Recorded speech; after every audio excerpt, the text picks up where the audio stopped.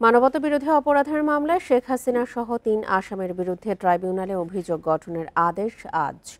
এর আগে গত সোমবার বিচারপতি মোহাম্মদ গোলাম মর্তুজা মজুমদারের নেতৃত্বে গঠিত ৩ সদস্যের আন্তর্জাতিক অপরাধ ট্রাইব্যুনাল ১ এই দিন ঠিক করেন। সেদিন শেখ হাসিনা ও সাবেক স্বরাষ্ট্রমন্ত্রী আসাদুজ্জামান খান কামালের পক্ষে রাষ্ট্রনিযুক্ত আইনজীবী শুনানি করেন। এছাড়া এই মামলায় গ্রেপ্তার একমাত্র আসামি সাবেক পুলিশ মহাপরিদর্শক চৌধুরী আব্দুল আল মামুনকে ট্রাইব্যুনালে হাজির করা হয়। এর আগে গত ১ জুলাই শেখ হাসিনা সহ ৩ জনের বিচার শুরুর আবেদন করে প্রসিকিউশন। গত ১২ মে মানবতাবিরোধী অপরাধের মামলায় শেখ হাসিনা সহ ৩ জনের বিরুদ্ধে প্রসিকিউশনের রিপোর্ট দাখিল করে ট্রাইব্যুনালের তদন্ত সংস্থা।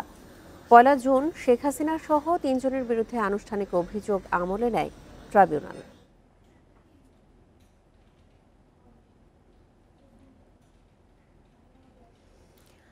শেখ হাসিনার গুলি চালানোর নির্দেশনার কল রেকর্ডটি উদ্ধার করেছেন আন্তর্জাতিক অপরাধ ট্রাইব্যুনালের বিশেষ তদন্তকারী কর্মকর্তা। এই দাবি করেছেন চিফ প্রসিকিউটর তাজুল ইসলাম। বুধবার ফেসবুক পোস্টে এই দাবি করেন তিনি। লেখেন, ফাঁস হওয়ার রেকর্ডটি একটি ট্রেলার মাত্র, অনেক কিছু এখনও বাকি। এদিকে বিবিসি জানিয়েছে শেখ হাসিনার ফোনালাপটি বাংলাদেশের টেলিযোগাযোগ পর্যবেক্ষণকারী সংস্থা ন্যাশনাল টেলিকমিউনিকেশন মনিটরিং সেন্টার এনটিএমসির রেকর্ড করা।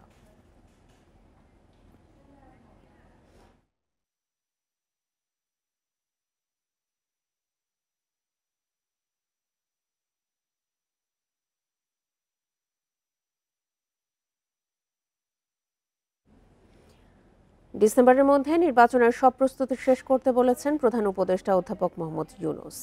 সংস্কার সহ সব প্রস্তুতি শেষ করা গেলে রোজার আগেই ভোট হবে। বুধবার রাতে রাজধানীর ফরেন সার্ভিস একাডেমিতে এক সংবাদ সম্মেলনে প্রেস সচিব শফিকুল আলম এসব কথা জানান। নির্বাচনের প্রস্তুতি নিতে আইন শৃঙ্খলা বাহিনীকেও দেয়া হয়েছে বিভিন্ন নির্দেশনা। লন্ডনে প্রধান উপদেষ্টার সঙ্গে বিএনপির ভারপ্রাপ্ত চেয়ারম্যানের বৈঠকের পর থেকেই রমজানের আগে নির্বাচন নিয়ে আলোচনা। স্বরাষ্ট্র উপদেষ্টার সঙ্গে প্রধান উপদেষ্টার বৈঠক থেকে সেই প্রস্তুতিরই ইঙ্গিত মিলছে। বুধবার প্রধান উপদেষ্টার বাসভবনে এ বৈঠক হয়। পরে ফরেন সার্ভিস একাডেমিতে ব্রিফিং করে প্রেস উইং। প্রেস সচিব জানান, ডিসেম্বরের মধ্যে সব প্রস্তুতি শেষের নির্দেশ দিয়েছেন অধ্যাপক ইউনূস। সংস্কার সহ সবকিছু ঠিক থাকলে রমজানের আগেই হতে পারে ভোট। আইন শৃঙ্খলা বিষয়ক যত প্রস্তুতি নির্বাচনকে ঘিরে সব প্রস্তুতি উনি নিতে বলেছেন বাই ডিসেম্বর। এই ডিসেম্বরের মধ্যে সমস্ত প্রস্তুতি শেষ করতে বলেছেন। ভোটের দায়িত্ব পালনে আইনশৃঙ্খলা বাহিনীর ৮ লাখ সদস্যকে প্রশিক্ষণের ব্যবস্থা নেওয়া হচ্ছে। এর মধ্যে ৫ লাখ থাকবে আনসার সদস্য, পুলিশ থাকবে ১,৪১,০০০ এবং প্রায় ২ লক্ষ পর্যবেক্ষককে অনুমতি দেবে ইসি। এছাড়া ১৮ থেকে ৩৩ বছরের ভোটারদের সুষ্ঠু পরিবেশে নির্বাচনের অভিজ্ঞতা দিতে আলাদা বুথের বিষয়ে ভেবে দেখতে বলেছেন প্রধান উপদেষ্টা। ১৮ থেকে ৩৩ বছর বয়সীদের যাতে পৃথক একটা ভোটার তালিকা করা যায় সেটা একটু খতিয়ে দেখার জন্য বলেছেন, এবং তাদের জন্য যাতে আলাদা ভোটিং বুথ রাখা হয় নির্বাচনী কেন্দ্রগুলোকে, সেটার জন্য উনি দেখেছেন। এটা অবশ্যই লজিস্টিক্যাল একটা বিষয়, সেটা যাতে তারা খতিয়ে দেখেন এটা কিভাবে ইনশিওর করা যায়। এদিকে প্রায় ১৬,০০০ কেন্দ্রকে ঝুঁকিপূর্ণ হিসেবে চিহ্নিত করা হয়েছে। জুডিশিয়াল ম্যাজিস্ট্রেটের পাশাপাশি সব কেন্দ্রে থাকবে সিসি ক্যামেরার নজরদারি। পুলিশের বডি ক্যাম রাখার জন্য এবং প্রত্যেকটা কেন্দ্র যাতে সিসিটিভির আওতায় আসে সেটা একটা নির্দেশনা দেওয়া হয়েছে। Rifat Alam, independent news, Dhaka. গণহত্যার দায়ে শুধু শেখ হাসিনা নয়, আওয়ামী লীগেরও বিচার হওয়া উচিত বলে মন্তব্য করেছেন বিএনপি মহাসচিব মির্জা ফখরুল ইসলাম আলমগীর। বিচার, সংস্কার ও নির্বাচনের প্রস্তুতি একসাথে চলতে পারে বলেও জানান তিনি। বুধবার ঢাকায় এসব কথা বলেন বিএনপি মহাসচিব। অসুস্থ বিএনপি চেয়ারপারসনের উপদেষ্টা ডাক্তার আব্দুল কুদ্দুস ও অধ্যাপক ডাক্তার সিরাজউদ্দিনকে দেখতে রাজধানীর নিউরোসায়েন্স হাসপাতালে যান বিএনপি মহাসচিব মির্জা ফখরুল ইসলাম আলমগীর। পরে গণমাধ্যমে কথা বলেন মির্জা ফখরুল, জানান গণতন্ত্রের জন্য সবচেয়ে বেশি ত্যাগ স্বীকার করেছে বিএনপি। এ সময় আওয়ামী লীগের দমন নির্যাতনের চিত্র তুলে ধরে বিচারের দাবি জানান মির্জা ফখরুল। যারা ফ্যাসিবাদের পক্ষে কাজ করবে বিশেষ করে আওয়ামী লীগ কাজ করেছে, তাদের প্রতিটি ব্যক্তির শাস্তি হওয়া প্রয়োজন, তাদেরকে নিয়ে আসা উচিত আপনার আইনের আওতায়। শেখ হাসিনা তিনি এককভাবে আমি মনে করি responsible for the killing of thousands of people এবং যেন টর্চার এগুলোর জন্য তিনি দায়ী।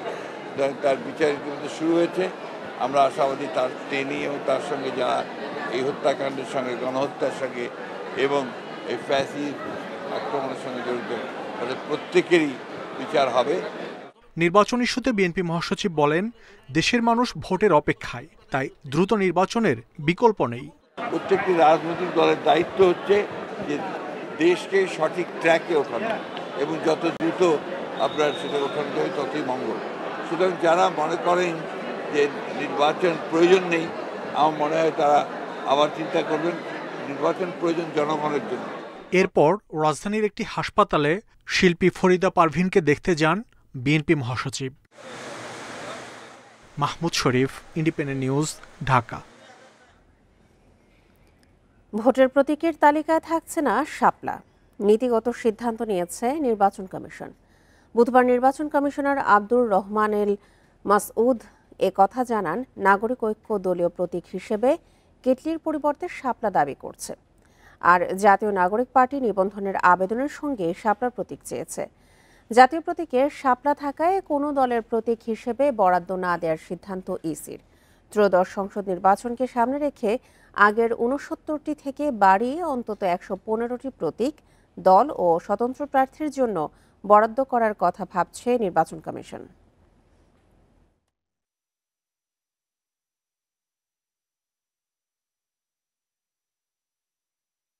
ইসি আসলে কোন প্রেক্ষিতে বা কোন ব্যাখ্যাতে এটা বললেন, এটা আমাদের কাছে পরিষ্কার না এখনো। কারণ জাতীয় প্রতীকের যে বিষয়টা, সেটা আমরা সিএসির সাথে কথা বলেছি যে জাতীয় প্রতীক কেবল শাপলা না, সেটা এটা প্যাকেজ। ধানের শীষ রয়েছে, তারকা রয়েছে, এবং ধানের শীষ তারকা আরও 2টি দলের মার্কা রয়েছে, সো শাপলা কেন হইতে পারবে না। আমরা প্রথম থেকে বলে আসছি যে ইলেকশন কমিশন নিরপেক্ষ আচরণ করছে না। বাংলাদেশের ভবিষ্যৎ রূপরেখা তৈরি হবে জুলাই ঘোষণাপত্রের আলোকে। নতুন বাংলাদেশ গড়তে সবাইকে তরুণ নেতৃত্বের পাশে থাকার আহ্বান জানিয়েছেন এনসিপির আহ্বায়ক নাহিদ ইসলাম। বুধবার দুপুরে চুয়াডাঙ্গার শহীদ হাসান চত্বরে জুলাই পদযাত্রার পথসভাতে তিনি এসব কথা বলেন। নাহিদ ইসলাম আরও বলেন, ১৯৭১ সালের স্বাধীনতার ঘোষণাপত্র অনুযায়ী বাংলাদেশ আজও বিনির্মাণ হয়নি। ৫৪ বছরেও সেই স্বপ্ন বাস্তবায়িত না হওয়ায় বাংলাদেশের ভবিষ্যৎ জুলাইয়ের ঘোষণাপত্রের আলোকে তৈরি হবে। এ সময় তিনি আরও বলেন, গণহত্যাকারী শেখ হাসিনাকে আশ্রয় দেওয়া ভারত কখনোই মিত্র হতে পারে না। পরে চুয়াডাঙ্গা থেকে পদযাত্রাটি যায় ঝিনাইদহে, সেখানে পথসভা সহ বিভিন্ন কর্মসূচি পালন করে দলটি। ফেনীর সীমান্তবর্তী মুহুরী, সিলোনিয়া ও কোহোয়া নদীর পানি বিপদসীমার নিচ দিয়ে বইছে। তবে তীব্র স্রোত থাকায় বাঁধের ভাঙন স্থান দিয়ে পানি ঢুকে নতুন নতুন এলাকা প্লাবিত হচ্ছে। মুহুরী নদীর 11টি, কোহোয়া নদীর 6টি ও সিলোনিয়া নদীর 4টি অংশে বাঁধের ভাঙনে অন্তত 35টি গ্রাম প্লাবিত হয়েছে। পানিবন্দী 2 উপজেলার সব এলাকার মানুষ। শহরের কিছু নিচু এলাকায় এখনও জলাবদ্ধতা রয়েছে। দুর্গম এলাকায় বিদ্যুৎ সংযোগ ও মোবাইল নেটওয়ার্ক বিচ্ছিন্ন রয়েছে। ঘরবাড়ি পানিতে ডুবে গেছে। বন্যা দুর্গত এলাকায় শুকনো খাবার ও সুপেয় পানি না পাওয়ার অভিযোগ ক্ষতিগ্রস্তদের।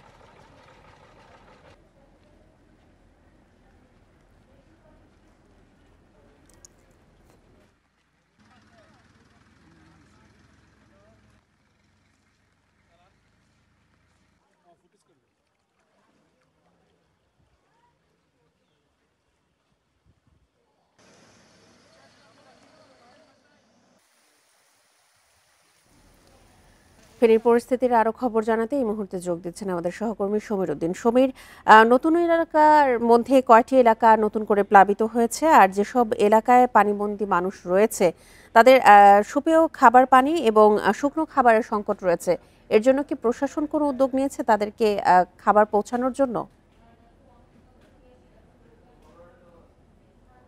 আসলে শুকনো খাবার এবং সুপেয় পানি পৌঁছানোর ব্যাপারে আমরা প্রশাসনের সাথে কথা বলছি। তারা বলছেন যে যে এলাকাগুলোতে তারা অভিযোগ পাচ্ছেন সেই এলাকাগুলোতে তারা আসলে এই পানি, সুপেয় পানি এবং খাবার পৌঁছানোর তারা কাজ করছেন। তবে নতুন করে যদি এলাকা বলতে বলি, সেটি হচ্ছে ফুলগাজী এবং পরশুরামের প্রত্যেকটি এলাকা এখন পানির মধ্যে ডুবে আছে। আমি এখন আছি ফেনী ফুলগাজী আনন্দপুর ইউনিয়নের একটি গ্রামে। সেখানে এই সকাল থেকে পানি আস্তে আস্তে ঢুকে বাড়ির সকলকে পানি ঘরগুলো এখন পানির মধ্যে ডুবে আছে। এখানকার যে বাড়ির বাসিন্দারা তারা আছেন, কিছুক্ষণ আগে তাদের ঘর বাড়ি ছেড়ে তারা আসলে অন্যত্র সরে গিয়েছেন। কেউ কেউ আবার শহরে চলে গিয়েছেন বলে আমাদেরকে বলছেন। তারা বলছেন এবং সকালবেলা এসে দেখে যে তাদের বাড়ি ঘর সব জায়গায় পানিতে ডুবে যাচ্ছে। এই ভয়ে আতঙ্কে তারা আসলে একদম গ্রাম ছাড়া হয়ে গেছে। এছাড়াও গত রাতে আরো 2টি জায়গায় নতুন করে নদীর ভাঙন তৈরি হয়েছে। এই মিলে 22টি জায়গায় ফেনী, মুহুরী, সিলিরি এবং কুহুয়া নদীর প্রায় 22টি জায়গায় এই নদী ভাঙনটা দেখা দিয়েছে। তো পানি উন্নয়ন বোর্ড বলছে যে পানির যে হারে বাড়ছে বা পানির যে হারে আসতেছে, এইভাবে যদি আসতে থাকে তাহলে যে ভাঙা স্থান বাধাটা সম্ভব না। যদি পানি কমে যায় তাহলে ভাঙা স্থানে তারা যে মেরামত করতে পারবে। আর জেলা প্রশাসনের পক্ষ থেকে যে দুর্গত এলাকায় যে খাবার এবং এইগুলো পৌঁছানোর ক্ষেত্রে কাজ করতেছে। আর আশ্রয়ন প্রকল্পগুলোতে এই মুহূর্তে প্রায় 2400 মানুষ বিভিন্ন আশ্রয়ন কেন্দ্রে তারা আশ্রয় নিয়েছেন বলে আমাদেরকে জেলা প্রশাসনের পক্ষ থেকে বলা হয়েছে। তবে তারা বলছে গতকালকে ফুলগাজীতে 800 এবং পরশুরামে 800 শুকনো খাবার তারা এইসব জায়গাগুলোতে খাবার বিতরণ করছে এবং প্রশাসনের পাশাপাশি বিজিবিও তাদের শুকনো খাবার বা সহায়তা করেছিল। এই ছিল আমার কাছে ফেনী ফুলগাজীর বন্যার পরিস্থিতি। ফেনী থেকে সবশেষ পরিস্থিতি জানাচ্ছিলেন সহকর্মী সমীর উদ্দিন। টানা বৃষ্টি ও মেঘনার অস্বাভাবিক জোয়ারে লক্ষ্মীপুরের রামগতি ও কমলনগরে নদী তীর রক্ষা বাঁধের বিভিন্ন স্থানে ধস দেখা দিয়েছে। ভাঙনের ঝুঁকিতে আলেকজান্ডার ও মাতাব্বরহাট বাঁধের 5 কিলোমিটার এলাকা। হুমকির মুখে নদী পাড়ের 7 লাখ মানুষ। সময়মতো বাঁধের কাজ শেষ না হওয়ার অভিযোগ স্থানীয়দের। আর নিম্নমানের সামগ্রী নিয়ে কাজ করায় টেকসই হচ্ছে না বাঁধ। গত কয়েকদিনের টানা বৃষ্টি আর মেঘনার অস্বাভাবিক জোয়ারের পানি ঢুকে পড়ে লক্ষ্মীপুরের রামগতি ও কমলনগরের বেশ কিছু এলাকায়। এতে নদী রক্ষা বাঁধের বিভিন্ন স্থানে ধসের শঙ্কা দেখা দিয়েছে। আতঙ্কিত নদী পাড়ের প্রায় 7 লাখ বাসিন্দা। 3100 কোটি টাকা ব্যয় 31 কিলোমিটার তীর রক্ষা বাঁধ প্রকল্পের কাজ শুরু হয় 2022 সালে। তবে 3.5 বছরে কাজ হয়েছে মাত্র 60 ভাগ। নদীর ঢেউ আর নিম্নমানের ডাম্পিং সামগ্রীতে বাঁধের একাধিক স্থানে দেখা দিয়েছে ভাঙন। বেড়িবাঁধটা কাজে বিলম্ব হওয়ার কারণে বেড়ে দিয়ে পানি ঢুকে আমাদের এই জনজীবন মানুষকে বিপর্যস্ত করতেছে। 3100 কোটি টাকার কাজ আজকে আপনার কত প্রায় 3-4 বছর হয়েছে কাজ করতে আছে কোনো কাজের কোনো গতি নেই। আলেকজান্ডার ও মাতাব্বরহাট অংশে 8 কিলোমিটার এলাকা বাঁধও ভাঙনের মুখে। নদী গর্ভে বিলীন হওয়ার শঙ্কায় অনেকে ঘরবাড়ি সরিয়ে নিচ্ছেন। বেড়িতে আরেকটু মজবুত হওয়া দরকার ছিল। আর এই জায়গাটাতে মনে করেন বেশি খাড়ে, এখানে দরকার ছিল ব্লক আরো বেশি করে দেওয়ার। বেড়িবাঁধটা ভেঙে গেছে এবং কি অনেক জায়গায় পানি উঠেছে। মাতাব্বরহাট অনেক বাড়ি ঘর ও দোকানপাট অনেক কিছু ডুবে গেছে। প্রকল্পে 97টি প্যাকেজে কাজ চললেও অগ্রগতি আশানুরূপ নয়। পানি উন্নয়ন বোর্ড বলছে নির্ধারিত সময়ে শেষ হবে প্রকল্পের কাজ। ভাঙন রোধে জরুরি ভিত্তিতে জিও ব্যাগ ডাম্পিং করা চলছে। তাৎক্ষণিক ব্যবস্থা বলতে কিছু জায়গায় ডিপ্রেশন হয়েছে। আপনারা যে জেনেছেন কয়েকদিন আগে যে আমাদের যে অতি বৃষ্টি এবং ইসের কারণে যে জলোচ্ছ্বাসটা হলো, আমরা সেসব জায়গায় দ্রুতই ব্যবস্থা নেব এবং মেরামত আমরা করে ফেলব। 2025 সালের ডিসেম্বরে বাঁধ নির্মাণের প্রকল্পের মেয়াদ শেষ হবার কথা রয়েছে। Independent news. 2 দিন কিছুটা কম থাকলেও মৌসুমি বায়ু সক্রিয় থাকায় শনিবার থেকে সারা দেশে আবারও ভারী বৃষ্টির পূর্বাভাস দিয়েছে আবহাওয়া অধিদপ্তর। 20 জুলাইয়ের পর বঙ্গোপসাগরে দেখা দিতে পারে নিম্নচাপ। তবে বন্যা পূর্বাভাস ও সতর্কীকরণ কেন্দ্র বলছে টানা ভারী বৃষ্টি না হলে বড় বন্যার শঙ্কা নেই। মৌসুমি বায়ুর প্রভাবে সারা দেশের আকাশ মেঘে ঢাকা। বুধবার রাজধানীতে বৃষ্টি হয়েছে 80 মিলিমিটার। তবে চট্টগ্রাম বিভাগে চলছে অতি ভারী বৃষ্টি। ফেনীতে মঙ্গলবার পর্যন্ত 550 মিলিমিটার বৃষ্টি হলেও বুধবার হয়েছে 82 মিলিমিটার। তবে বান্দরবান, নোয়াখালীতে 200 মিলিমিটারেরও বেশি বৃষ্টি হয়েছে। আবহাওয়া অফিস বলছে বৃষ্টির পরিমাণ আগামী 2 দিন কিছুটা কমতে পারে, তবে শনিবার সন্ধ্যা থেকেই সারা দেশেই বাড়বে বৃষ্টি। আগামী 19 তারিখ পর্যন্ত এইরকম লঘুচাপ সিস্টেম ঘনীভূত হয়ে যে নিম্নচাপে তৈরি হবে তার কোনো সম্ভাবনা নেই। তবে মৌসুমী বায়ুর সক্রিয়তার কারণে 12 তারিখ সন্ধ্যা থেকেই আবার পুনরায় সারা বাংলাদেশে বৃষ্টিপাতের তীব্রতা বৃদ্ধি পেতে পারে। এদিকে বন্যা পূর্বাভাস ও সতর্কীকরণ কেন্দ্র বলছে চট্টগ্রাম বিভাগের নদ নদীর পানি বাড়ছে।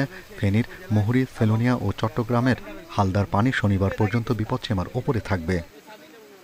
ফেনী জেলাতে বন্যা পরিস্থিতি বিরাজ করছে, যেটি আগামী 24 ঘন্টা পরবর্তী সময়ে উন্নতি লাভ করতে পারে এবং একই সাথে চট্টগ্রাম বিভাগের হালদা নদী অববাহিকাতেও একই পরিস্থিতি বিরাজ করছে। আমরা আশা করছি যে পরবর্তীতে ভারী বৃষ্টিপাত প্রবণতা কমে আসলে এখানে বন্যা ঝুঁকি কম। বন্যা পূর্বাভাস কেন্দ্র আরও বলছে পদ্মা ও মেঘনার পানি কয়েকদিন বাড়তে পারে, তবে এই সময়ে উজানের বৃষ্টির সম্ভাবনা নেই। তাই এই মুহূর্তে দেশে বড় বন্যার প্রকোপ খুব বেশি নেই। Shahriar Anirban, independent news, Dhaka. ভারী বর্ষণে ফেনী, লক্ষ্মীপুর, নোয়াখালী, চাঁদপুরে জলাবদ্ধতার কারণে কুমিল্লা শিক্ষা বোর্ডের আজকের এইচএসসি পরীক্ষা স্থগিত করা হয়েছে। বোর্ডের চেয়ারম্যান অধ্যাপক মোহাম্মদ শামসুল ইসলাম স্বাক্ষরিত এক বিজ্ঞপ্তিতে এই তথ্য জানানো হয়। এতে বলা হয়, টানা বৃষ্টি ও উজানের ঢলে কুমিল্লা, ফেনী, নোয়াখালীর বিভিন্ন এলাকায় পানি বাড়ছে। এসব এলাকায় বৃহস্পতিবারের উচ্চ মাধ্যমিক পরীক্ষা নিয়ে কিছুটা উদ্বেগ সৃষ্টি হয়। এর পরিপ্রেক্ষিতে কুমিল্লা শিক্ষা বোর্ডের পরীক্ষা স্থগিতের এই সিদ্ধান্ত। স্থগিত হওয়া পরীক্ষার তারিখ এখনও নির্ধারণ হয়নি, তবে আগামী 13 জুলাই থেকে রুটিন অনুযায়ী অন্য পরীক্ষাগুলো চলবে।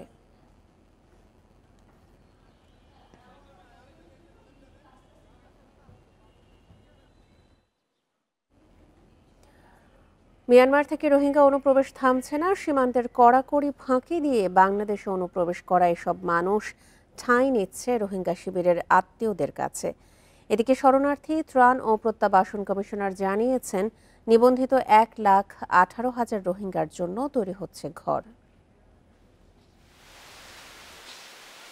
মিয়ানমারের বুথিঢঙ্গের বাসিন্দা জিয়াবুল হক আরাকান আর্মির হামলায় এক পা হারিয়ে কোনো মতে পালিয়ে আশ্রয় নেন পাহাড়ে। সেখান থেকে আসেন বাংলাদেশের উখিয়া সীমান্তে।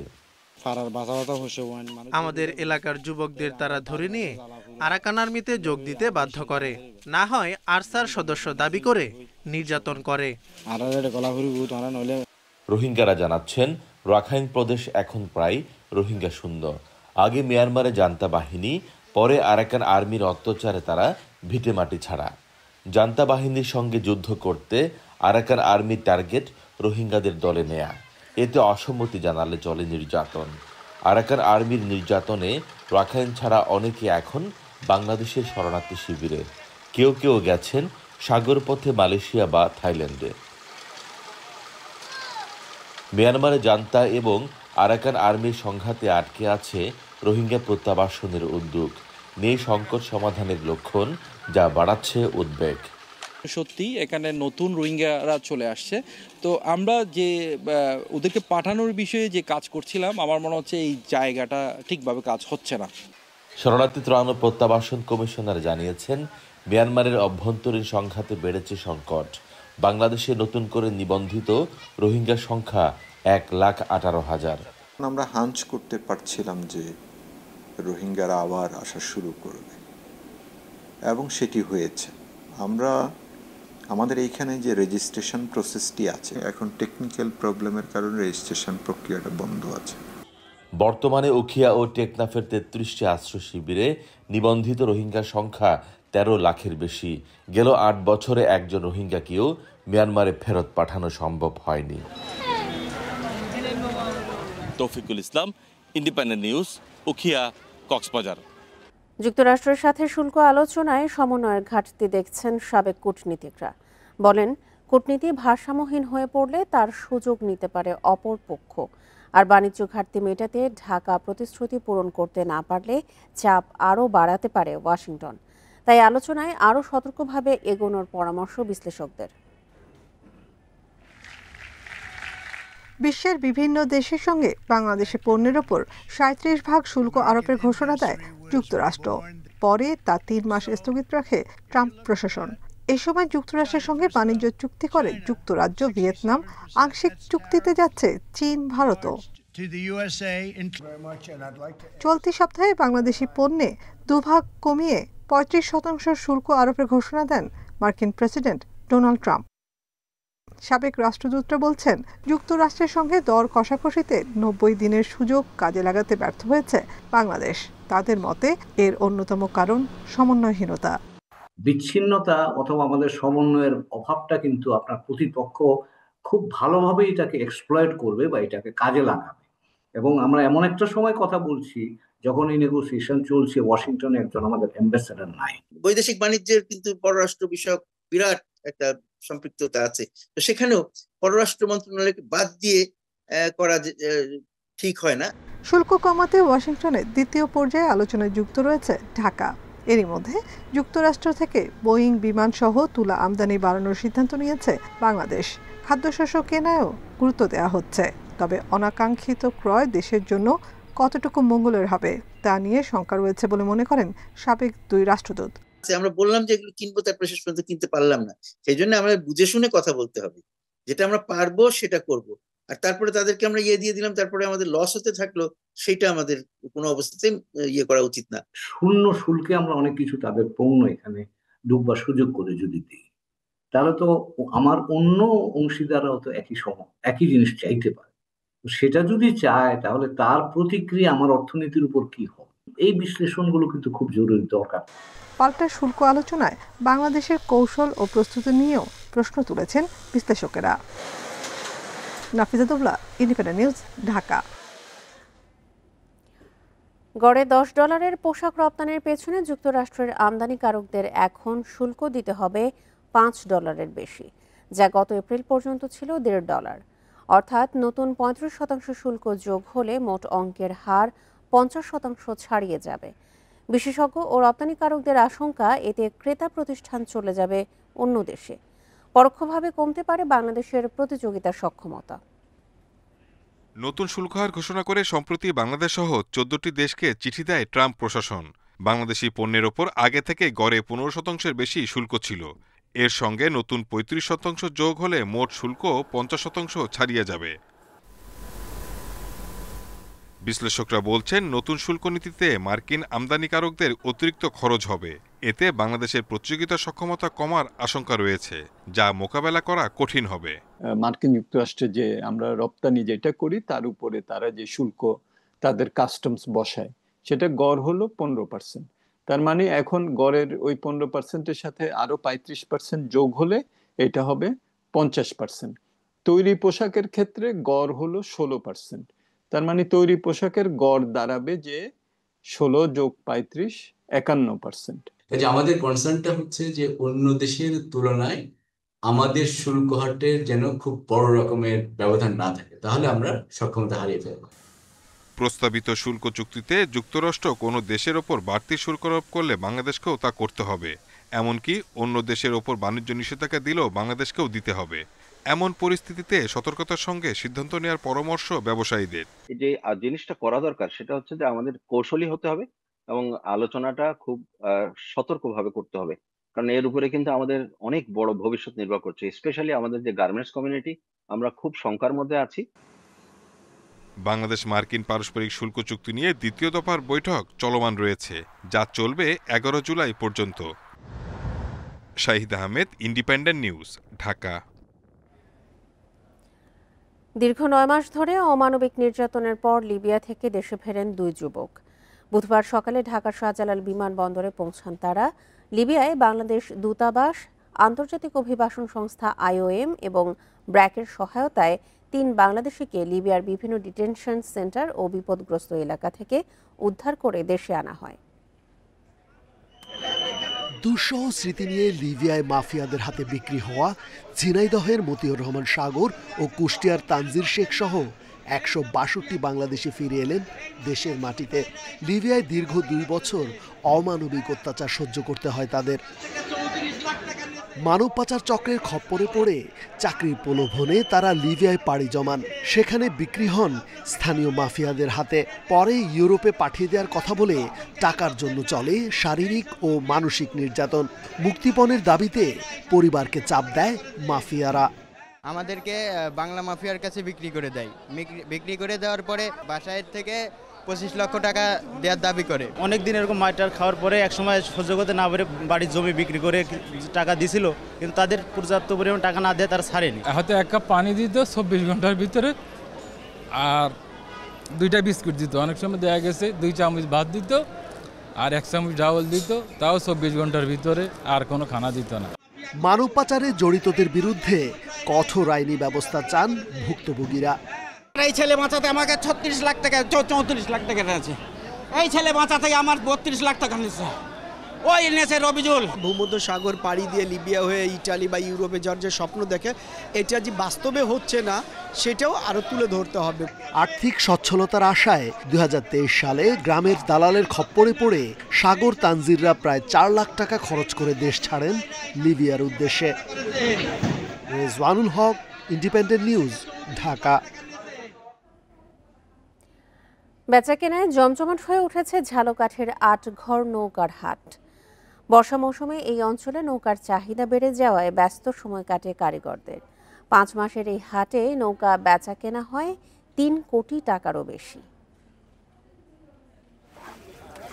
ঝালকাঠিতে এবার অতিবৃষ্টির কারণে খালবিল নদীনালা পানিতে টইটুম্বুর হয়ে উঠেছে। এই জেলায় বাগান থেকে পেয়ারা সহ বিভিন্ন ফসল সংগ্রহ এবং বাজারজাতের জন্য নৌকার বিকল্প নেই। আটঘর নৌকার হাট এখন মুখর হয়ে উঠেছে। দূর দূরান্ত থেকে তৈরি করা নৌকা নিয়ে আসা হয় এই হাটে। সেখান থেকে পছন্দের নৌকা কিনে নিয়ে যান ক্রেতারা। কয়েক বছরের তুলনায় এবার এই বাহনের দাম অনেক বেশি অভিযোগ তাদের।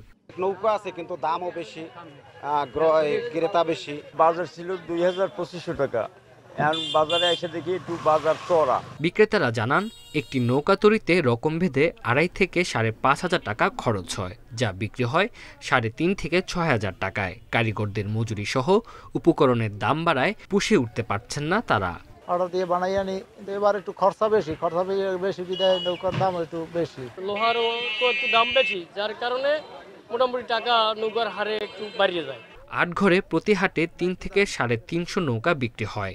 এই পেশার সঙ্গে জড়িতদের ঋণসহ প্রয়োজনীয় সহযোগিতা দেওয়ার কথা জানিয়েছেন বিসিক কর্মকর্তা।